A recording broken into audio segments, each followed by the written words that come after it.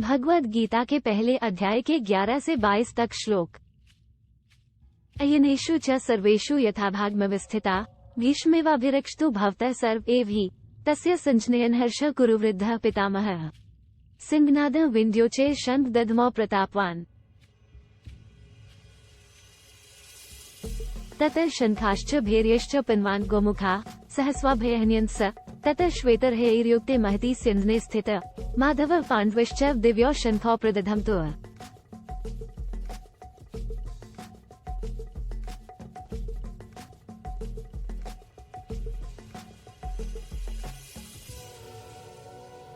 पांचजन्यम् हृषिकेशो देवदत्त धनंजय पौंड्र दधमो महाशंखः भीमकर्मा वृकोदरः अनन्तविजयम् राजा कुन्तीपुत्रो युधिष्ठिरः नकुलः सहदेवश्च सुघोषमणिपुष्पकौ।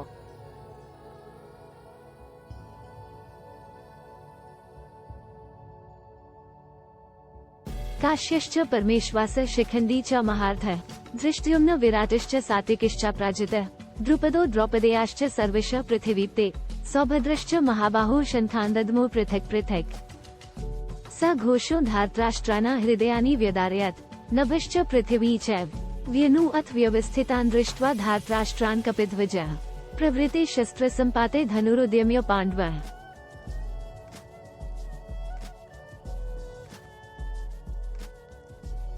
हृषिकेश तदा वाक्यमिदमाह महीप्ते सैन्योरुभयो मध्ये रथ स्थापय योद्धुकामानवस्थितान् कर्म्या सह योद्धव्यमस्मिन् रणसमुद्यमे।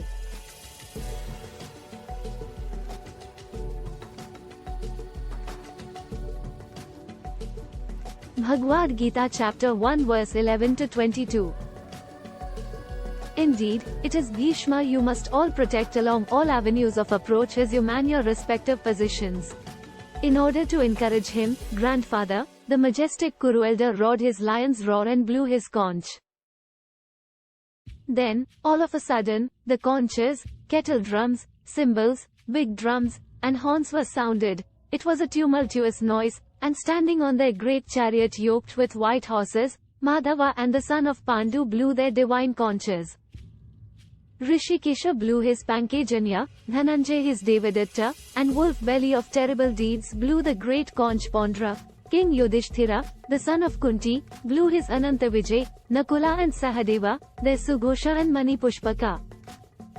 The Kashi king, the great archer, and the great warrior, Shikhandi, Drishtadyumna and Virata and the undefeated Satyaki, Drupada and the sons of Drupada, all together, O Lord of the earth, as well as the mighty armed Subhadra, blew their conches, each and every one.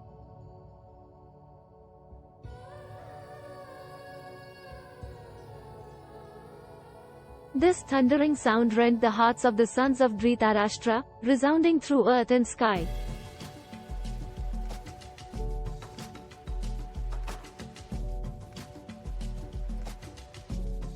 Then the ape-bannered son of Pandu, seeing the sons of Dhritarashtra lined up, lifted his bow as the clash of arms began and spoke these words to Rishikesha, O Lord of the earth, Achyuta, station my chariot between the two armies, so that I may observe these men, standing eager for battle, with whom I must fight GHT in this strenuous engagement.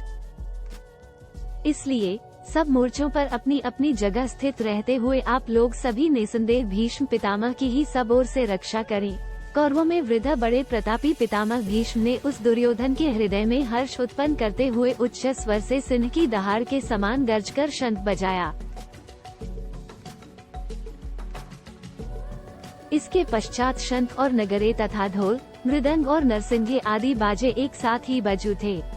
उनका वह शोर बहुत भयंकर हुआ। इसके साथ ही सफेद घोड़ों से युक्त उत्तम रथ में बैठे हुए श्री कृष्ण महाराज और अर्जुन ने भी अलौकिक शंख बजाए।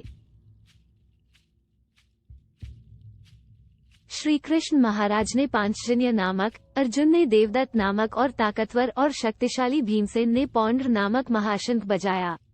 कुंतीपुत्र राजा युधिष्ठिर ने अनंतविजय नामक और नकुल तथा सहदेव ने सुघोष और मणिपुष्पक नामक शंख बजाए। श्रेष्ठ धनुष वाले काशीराज और महारथी शिखंडी एवं धृष्टद्युम्न तथा राजा विराट और अजेय सात्यकी, राजा द्रुपद एवं द्रौपदी के पांचों पुत्र और बड़ी भुजा वाले सुभद्रपुत्र अभिमन्यु इन सभी ने सब ओर से अलग अलग शंख बजाए।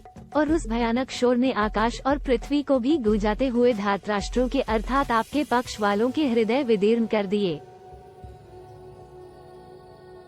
हे राजन, इसके बाद कपिध्वज अर्जुन ने मोर्चा बांधकर डटे हुए धृतराष्ट्र संबंधियों को देखकर उस शस्त्र चलने की तैयारी के समय धनुष उठाकर ऋषिकेश श्री कृष्ण महाराज से ये वचन कहा, हे अच्युत, मेरे रथ को दोनों सेनाओं के बीच में खड़ा कीजिए, और जब तक कि मैं युद्ध क्षेत्र में डटे हुए युद्ध के अभिलाषी इन विपक्षी योद्धाओं को भली प्रकार देख लूं कि इस युद्ध रूप व्यापार में मुझे किन किन के साथ युद्ध करना योग्य है, तब तक उसे खड़ा रखिए।